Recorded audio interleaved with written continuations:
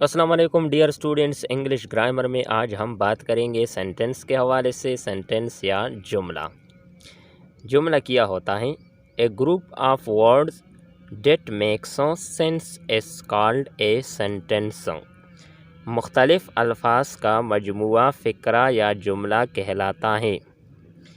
Every sentence begins with capital letter۔ ہر فقرہ کے آغاز کا پہلا حرف بڑا لکھا جاتا ہے۔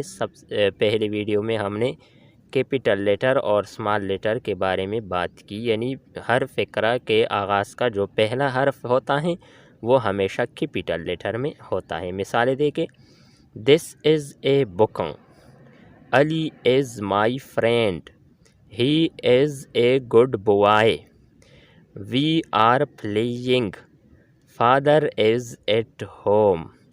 یعنی پہلا حرف سب فقروں یا جملوں کا جو پہلا حرف ہے یہ کیپٹل لیٹر میں ہے، اسمال لیٹر میں نہیں ہوگا۔ پہلا حرف ہمیشہ کیپٹل لیٹر میں آ جائے گا۔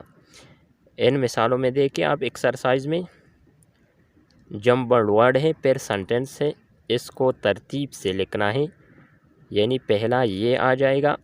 دیکھیے، از شی دی کلاس ان، تو ہوگا شی از ان دی کلاس۔ پہلا حرف ترتیب سے جملہ آ جائے گا، پہلا حرف جو ہے وہ کیپٹل ہوگا۔ اے بال دس از، تو یہ ہو جائے گا دس از اے بال۔